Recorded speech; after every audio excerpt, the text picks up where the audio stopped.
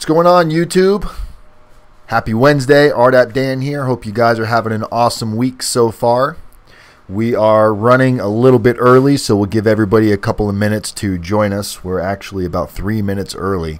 So take this time, if you haven't already done so, go ahead and make sure you subscribe to my YouTube channel. Also, if you haven't already done so, text the word YouTube to 35074, just like it says at the top of the screen, and that will give you upcoming notifications of time changes, specials, promotions, all that fun, jazzy stuff.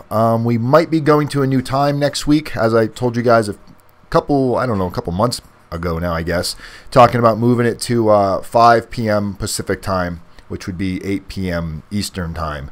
I know some of you got to get up early, so we want to make sure that we have the ability to reach as many people as possible. And who do we have with us? We got, what's going on, Kevin, Harvey, Mike. We got two mics, double mics, Mike G, Mike Winters. Welcome, guys. Appreciate you guys joining us tonight. As you can see, the topic, we're welcoming new viewers and letting them know a little bit about what we do and how we can help. I've been receiving some emails through email and through Facebook, messages on Facebook, and even a couple text messages of people that have just started joining the YouTube channel. And some of them haven't caught the older videos, and they're trying to get up to speed as to exactly what we can do to help people. So we're going to talk a little bit today. A lot of this is going to be information many of you have heard several times, but for the new viewers that are joining us, we want to give them a little insight to what we do here at Federal Prison Time with RDAP Dan.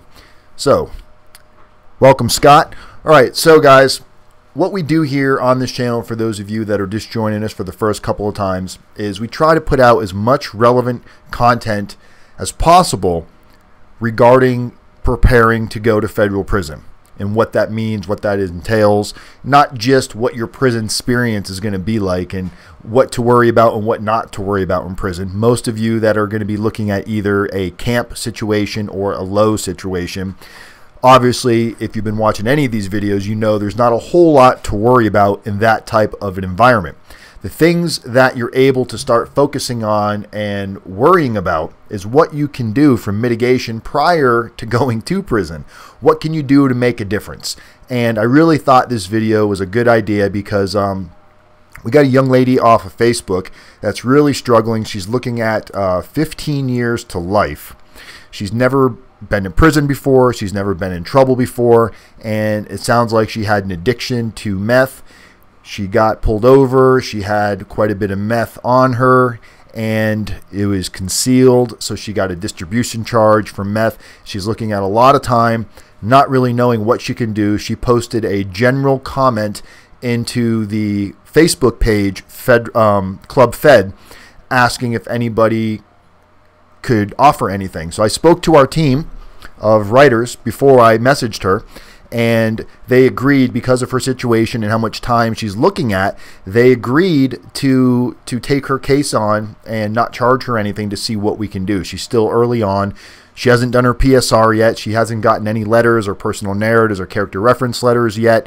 Her attorney hasn't really given her a whole lot of information other than telling her there's not much he can do. It was a setup. There was informants involved. It's a pretty serious case from what I read online about it through Pacer. So our heart definitely goes out to her. And after I discuss more with her, if she wants me to talk about her name and everything on here, maybe we'll even have her on one day, because it's pretty serious to never be in trouble before. She was just about to become a school teacher and now looking at 15 to life. That's really intense. So we're going to do what we can. We're going to see what we can do to give back and try to, minimize that as much as possible through proper mitigation. And she's already going to NA. She's been going to NA a couple times a week on a regular basis. Secret Life. Hey, what's going on? Secret Life of a Prison Wife. Been watching your channel, Tammy. That's Miss Tammy Light. She's got a YouTube channel. She's been posting on a regular basis her experiences with her husband in prison and whatnot. Juan Carlos, what's going on, my man?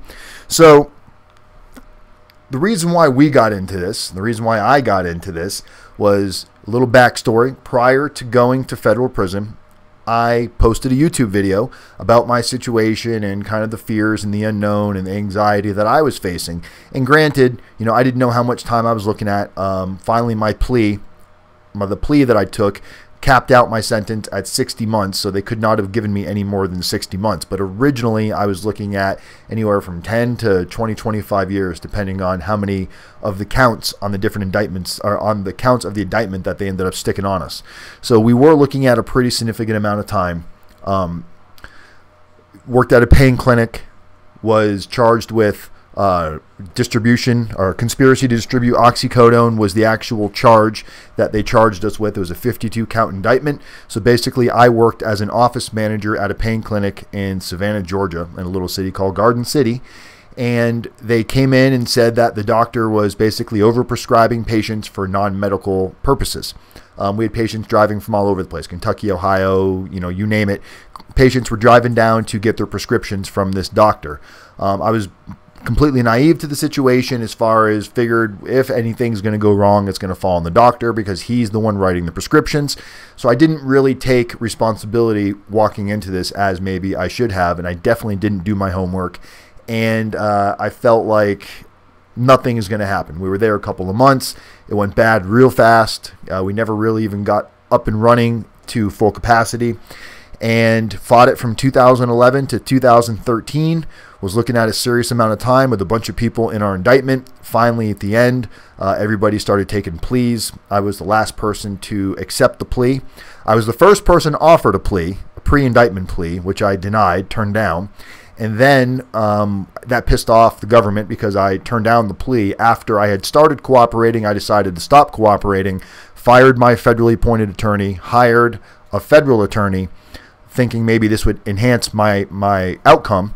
The original pre-indictment plea that I was offered was a cap of 60 months. So the most time they could give me was 60 months. But the minute I heard that I could get any time at all, it was a bad deal in my mind because I hadn't accepted the fact that I was probably going to go to prison. So decided to get rid of that attorney, hired a federal attorney. And, you know, we fought it and fought it and fought it. And then in the end, I ended up getting the same plea that I was originally offered. So I could have saved myself a lot of time, resources, energy, anxiety by just taking the plea originally, which I didn't do. So I'm not going to sit here and tell everybody that they should take a plea or that you should take the first plea that's offered to you. In my situation, it would have been to my benefit to take the plea initially. But as you guys know, it's a pretty intense situation when you're going through this. So going through all of that, I didn't really know where to turn to. I had all those same nights that you guys have where you feel like, you know, the world's against you. A lot of you feel like, you know, the judge is going to see that you're a really good person. You've never been in trouble before. This is your first time. And you think that that's going to matter. And I'm not going to say that it won't matter ever, but don't think that you're special or you are singled out. So many people go to prison that are good people, first-time offenders, nonviolent offenders, the type of people that probably don't need to go to prison necessarily to not make the same mistake. This pretrial situation that a lot of us are going through in a lot of cases is enough. It's been so terrifying for those of you that are going through this for several months to a couple of years because you can't plan ahead. You have these thoughts and ideas of what's prison going to be like. Am I going to be safe? Am I going to be in danger? Is it going to be dirty? Is it going to be clean? What are the bathrooms like? What are the showers like? What's the sleeping arrangements like? Are the other inmates going to be nice? Are they going to be a bunch of thugs? And you don't know what to expect because you don't really have anything to compare it to other than maybe what you've seen on TV. Most people that I deal with in this situation don't have a lot of friends in their circle that have been in and out of prison. So they don't have anybody to talk to that's gone through it that can give them some information. When you go onto a lot of these prison forums and you go onto Facebook and you start asking questions on there, people love to just poke at you and say crazy, scary things like it's going to be the worst experience ever. There's a lot of negative people out there that like to see you wiggling and losing sleep at night. So what we try to do here at Federal Prison Time is we try to put out information letting you know what it's really going to be like. And I can tell you right now, if you're watching this video for the first time or watching this channel for the first time and you're concerned about federal prison, getting to federal prison is when things are going to start to get better. The worst part of the entire situation is right here and now. thinking and imagining what it is going to be like, because your mind is going to make it sound way worse than it actually is. I can tell you my experience was not bad, and I was not at a camp. I was at a low security. So you got camp, low, medium, pen. I was at a low security, perimeter fences. You have the double, triple fence with the razor wire on top. You know, it looked really scary from the outside. When you're walking in, you're going, oh my God, this is the place that I'm going to go live at. And, you know, I didn't know my sentence was going to be so drastically reduced due to good time, RDAP, and halfway house, which we'll talk a little bit about that as well in this video. But I was expecting to do about 3.5 years on my 42-month sentence that I was actually sentenced to.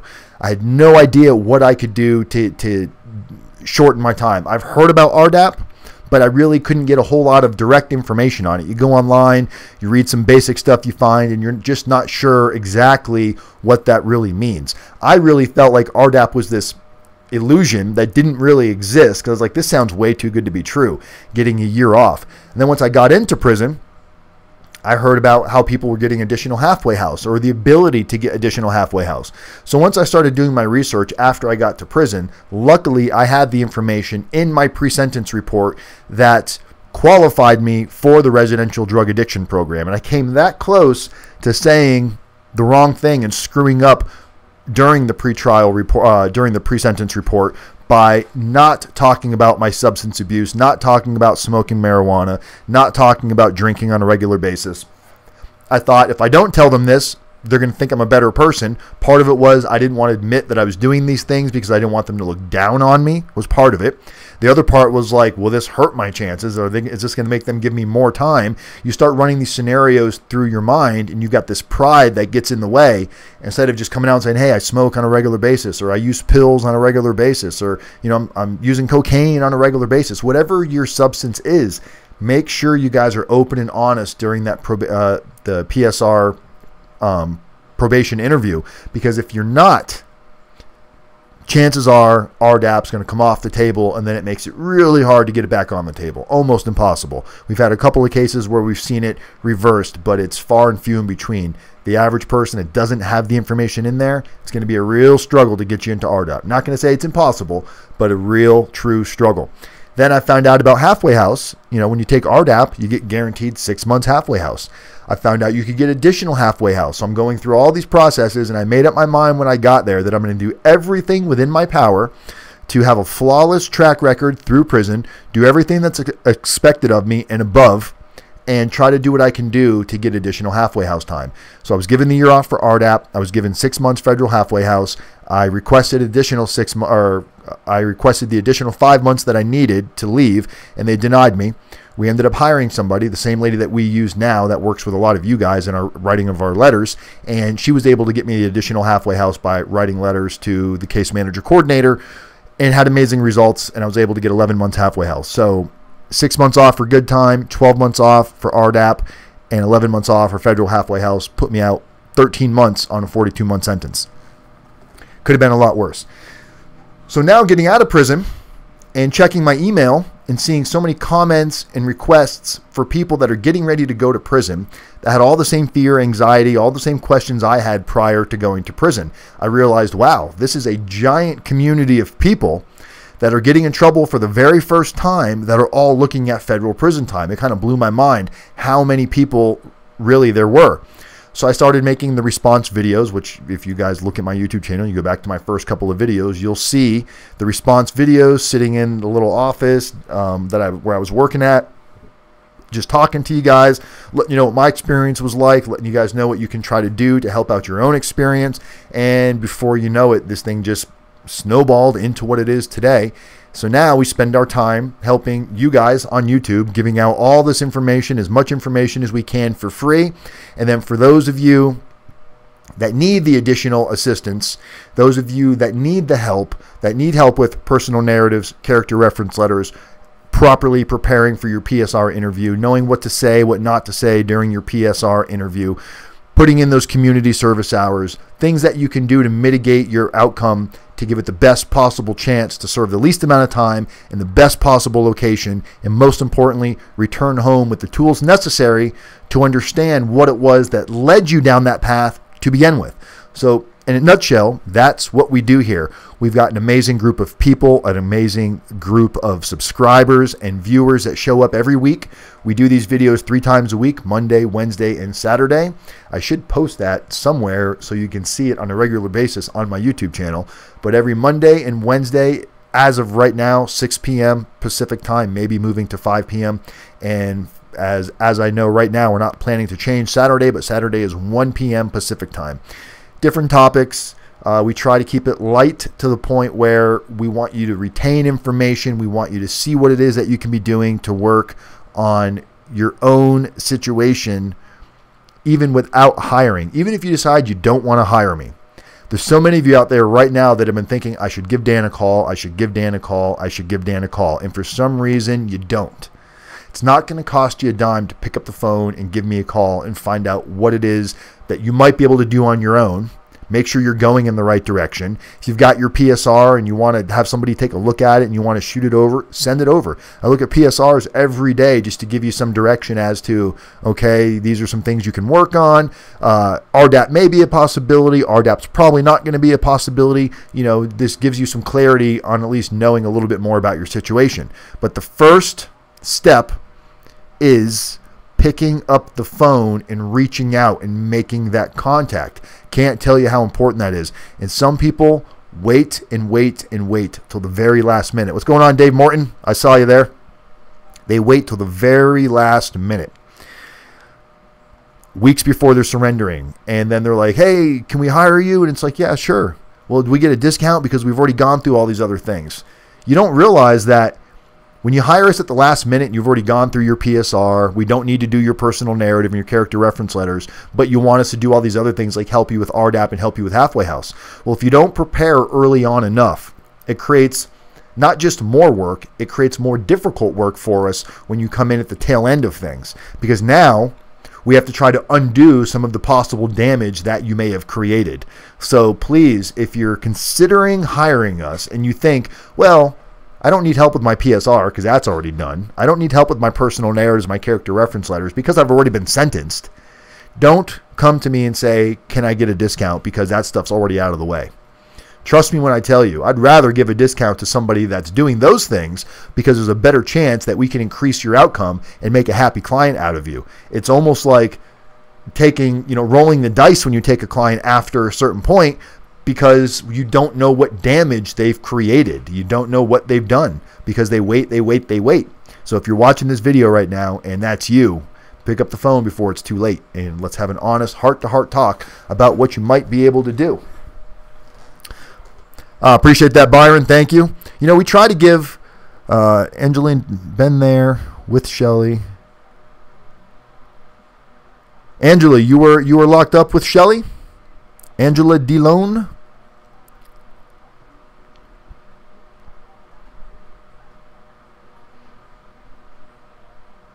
Curious about that. Have to grab Shelly and yank her in here. She just walked in. But I forgot. Lost my train of thought. Hey, Shelly. Yeah? Do you know Angela DeLone? What's the last name? DeLone. What does she know you as, Aunt? She said she was locked up with you. No, somewhere else. Shelly said at Coleman, like she's been locked up at other prisons. So anyway, guys, so making sure that you guys are prepared and knowing what you're getting ready to walk into. What's the last name again? Oh, we got Shelly over here chiming in the background. DeLone, DeLeon. Angie. DeLeon. Yep. Okay. Yeah, landscaping. Woo woo. Why don't you come say hi, Shelly? Because I look like poop and I hate the camera. Because she looks like. Oh, here's. Okay, where are you? Hi. I don't know where to look. Look into the camera, I Shelly. don't like this. Bye. Well, there's Shelly for a moment. It's like a special guest appearance. So, anyway, guys. Yeah, she came on for a second. We're going to get Shelly on here. I keep talking about it. But she's been really busy. As you guys know, she also has a hair salon that she started, which has really started picking up. She opened up her hair salon about almost 2 months ago now. And she's been staying steady. She does a lot of hair and a lot of color, so it's a lot of the stuff that takes 2 or 3 hours, and she's been booking 2 to 3 clients a day. So this just goes to show you that federal prison does not have to determine what your outcome is going to be. You guys have the ability.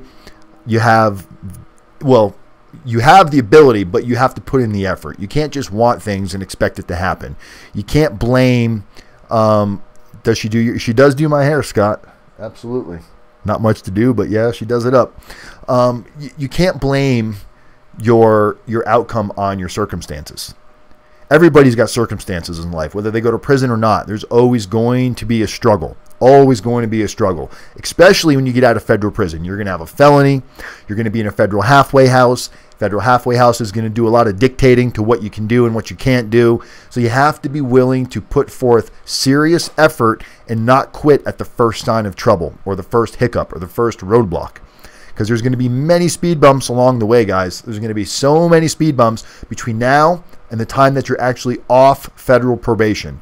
There's going to be a lot of anxiety, a lot of frustrating days, but what you got to keep in mind is this is coming. Don't let it be a surprise to you, because if you let it surprise you, catches you off guard, and now you're kind of screwed.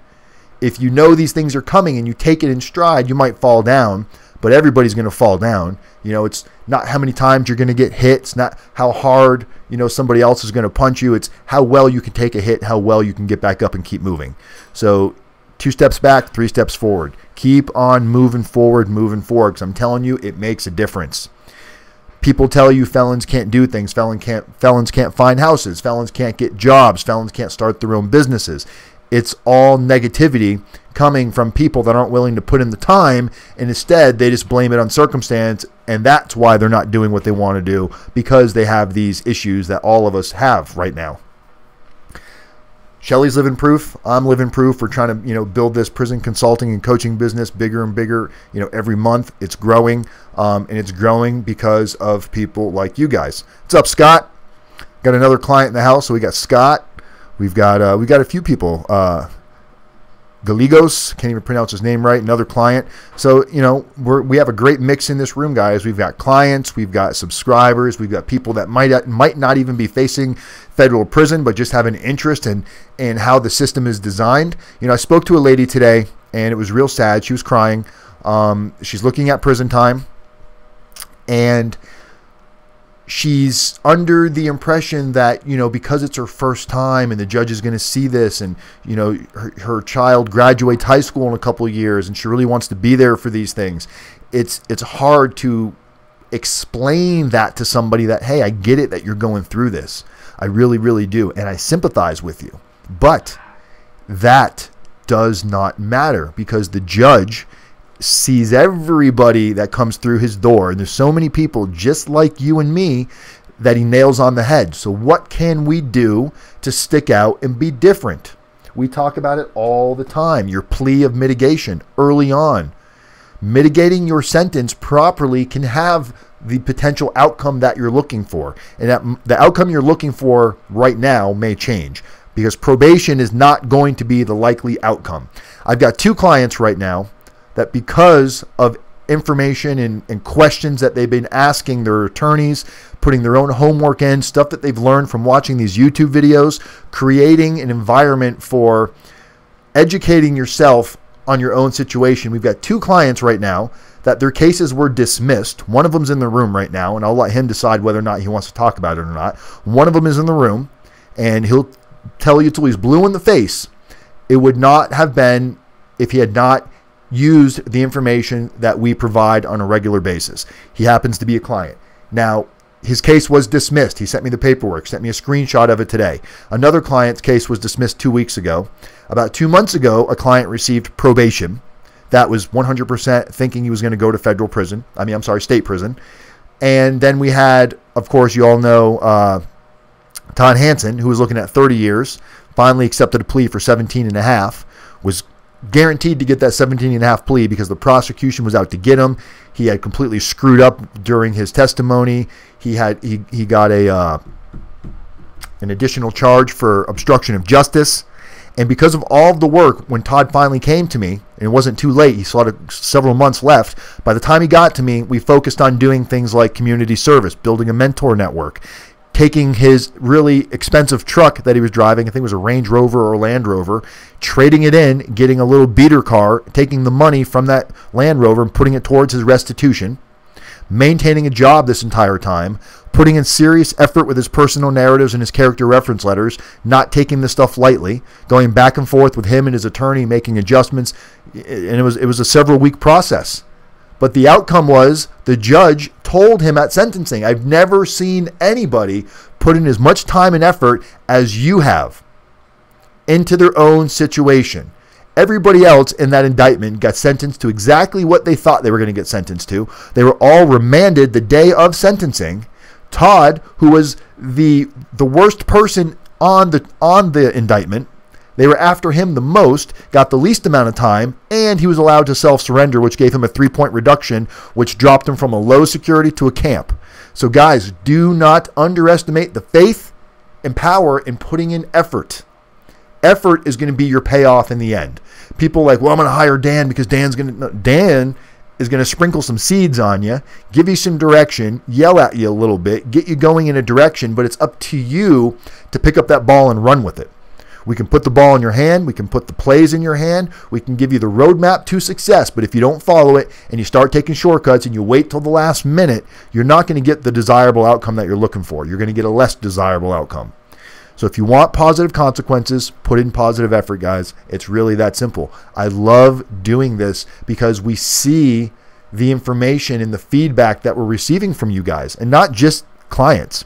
What's up, Rob? Roy Hobbs, how are you doing, my man? Money Mike, just saying hi to everybody. 12 Crook, I found your channel through After Prison Show, and as well as Joe, you have taught me so much I didn't know about the court system. Thank you, 12 Crook, and much love to APS fans, After Prison Show. You guys have been amazing. That really boosted up my subscribers. Going on Joe's channel, added several hundred subscribers in like a matter of, I don't know, seconds. I mean, not literally seconds, but it was a nice increase. It brought in a nice new fresh audience to start retaining some of this information. So many people, everybody knows somebody in some circle of level of degree that is facing legal issues, whether they're going to prison, whether they're getting probation, whether they're getting dragged through the court systems for child support, speeding tickets, whatever it is. Everybody knows something. And the one thing that people all have in common is it's frustrating, it's anxiety ridden. Even if you're not going to prison and you're looking at a probated sentence, personal narratives and character reference letters, guys, don't underestimate the power of that. I won't keep saying that because it sounds like a broken record. What level jail would someone go to if they're 21 on their point system, Dan? It's not, you're talking about the base offense level, Byron. Like my base offense level was a 37, but I was still camp eligible because I had no priors. It's based on your custody level, which there's a whole process that goes into that, but it's based on prior record, it's based on the instant offense, it's based on your age, it's based on if you're gang affiliated. There's all kinds of different things that factor into that. Good answer, Scott. So your base offense level can play a role, obviously, because if you're looking at life in prison, so for example, if you're going to be in a camp, you have to have, for men, this is for men, women it's different. I think for women it's 20, but for men, you have to have under a 10-year sentence to land in a camp. So you can't go to a camp unless you have less than 10 years. To land in a low, you have to have 20 years or less to land in a low. So if you're sentenced to 20 plus years, now remember that's after your good time. So if you're sentenced to like 21 years, you're still going to go to a low because after your good time, you're under the 20. Same thing if you were sentenced to like 11 years, after your good time, you're going to be under that 10, so that would land you in a camp as well. So just keep that in mind. But 10 for a camp, 20 for a low, and then above that, I'm not sure what it is for the medium and the pens, but there's people in the mediums that are looking at life.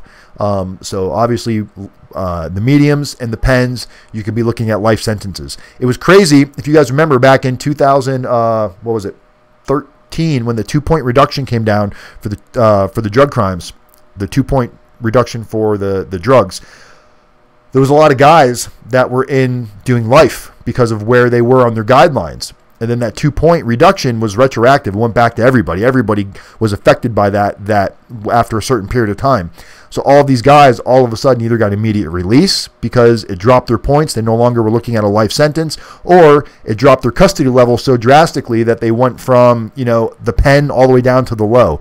So you just saw these guys pop up out of the woodwork that had been down for some serious time. We're talking 20, 30 years, thought they were never getting out. All of a sudden they got a second chance at life.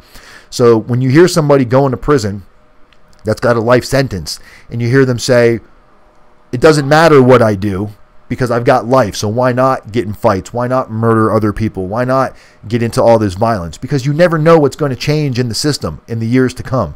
You never know what policy change might take place. So don't ruin a future chance. How mad would you be if you thought nothing you can do is going to matter? You start acting a fool, and then years later some policy takes place that would have reduced you or got you released from prison, but because of your mental thinking and not focusing on consequences, you allowed yourself to stay in prison. So guys, you can make a difference. We don't need to get too far off on talking about life sentences, because I don't think anybody in here is looking at a life sentence. Billy Gomez, what's going on, my man? Billy Gomez, he's another gentleman who spent quite a bit of time in the federal system, from all different security levels, from the pen all the way down. Billy's got a book. What's the name of your book, Billy? Go ahead and tell people the name of your book. If you guys want to check out a good book based on federal prison and what it can be like and what you can do to avoid it, Billy Gomez has got a book that that he just got released. So I'm interested in checking that book out. But yeah, feel free to post that book. Yeah, if you were there when Shelley was there, Angela, you definitely remember that as well, because so many people, it's just crazy. So I encourage you guys, I encourage you to take the next step, pick up the phone. Don't just assume that your attorney is doing everything that they can be, because maybe they are. Maybe there's things that they don't know they should be doing, possibly. Also, you got to remember that they've got so many cases going on that sometimes they just can't focus and do what you need. They can't put the focus on the personal narratives and the character reference letters and making sure that you're going to qualify for things like RDAP. It's going to be up to you to do the additional extra work, and adding a competent prison coach to your legal defense for this side of it. We're not going to engage with what your attorney should be doing, but we're going to do the stuff that he's not focusing or that she's not focusing on, making sure that these areas are tightened up, because it is an underestimated area that we're seeing significant results and absolute amazement in what can be done. I told you guys, I've still got it, and I've got to read it to you guys one day. It's hard for me to read it because it's heartbreaking, but I've got my my character reference letter from my daughter, and I got a bunch of character reference letters here. So I read all of my character reference letters that my family wrote and my friends wrote, and they were all from the heart, but they were all, please give him a second chance. He's a good guy. He's a good father. He didn't mean to do what he did. He knew, but he knows better. He's not going to make the same mistake again. Please give him probation. That's how all the letters ended up riding out, and they played zero effect at the day of sentencing. Like, I thought I could somehow connect with the judge on a human level and get some heartstrings tugged there. And I don't know why I thought that, because why do so many of you think that? Because it's a natural instinct to want to get people to feel sympathy and feel sorry for us in this situation, because we feel like it's so hard on us that we get stuck in that victim role. So if you're finding yourself doing that, pull yourself out of that victim role, man, because the chances are you did something to include yourself, to put yourself in this situation where you're going to be standing in front of that judge with him balancing your life in his hands. You contributed to the situation. So the sooner you own up to that, the sooner you take the responsibility, the sooner you start putting the right effort into the right places, the sooner you're going to get positive, amazing results that you're going to be happy with and that you can live with. That's all I really got to say about that.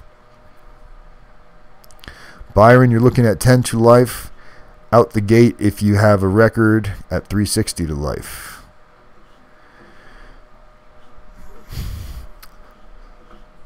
So guys, I'm going to wrap this video up. Like I said, this video tonight was for a lot of the newcomers that are going to be joining us. We want to make sure that, A, they feel welcome. They know what we're all about. Sometimes we get talking crazy rants and we're going off in right direction. But the focus of what we try to do, guys, is to make sure that everybody has the ability to mitigate their sentence properly, not just the people that can afford $5,000, $10,000, $15,000. These coaching and consulting services that we offer at Federal Prison Time are by far, if they don't outdo every other consultant or coach in the industry, they're right up there with them. The only difference is we have a team of people that is interested in results versus getting rich. So that's how we're able to do this for a fraction of what everybody else charges, because nobody on this team is greedy. Everybody on this team has basic bills, basic necessities, and as long as everybody sees the potential and where this can go, I've got a great team of people, guys, that are backing this 100%, that want to see this through to the end. We've taken on two clients in the last 2 weeks, pro bono. That's coming out of Federal Prison Time. There was no sponsors or anything like that. Situations. One of them was the lady that we took on today, who's got 15 to life situation. She's just, couldn't afford $25 at this point. It's just that it's people are in dire situations, but we don't feel like people like that necessarily should not receive a service just because they're financially broken. Those are the type of people that get thrown away and you never see them again due to mistakes and due to not going through information. She hasn't even seen her discovery yet, and she's getting ready to go get sentenced and never once reviewed her own discovery because her attorney won't send it to her. So it's like this battle of being able to protect yourself, but yet it seems like the entire system may be against you sometimes.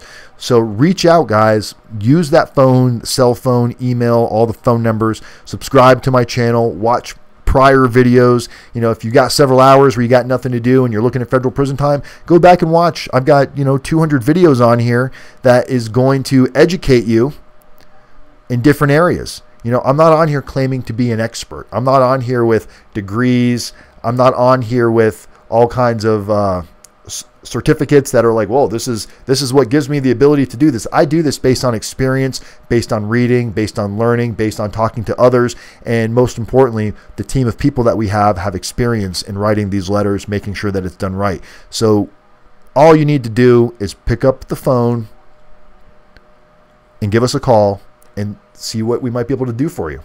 Simple as that. All right, guys.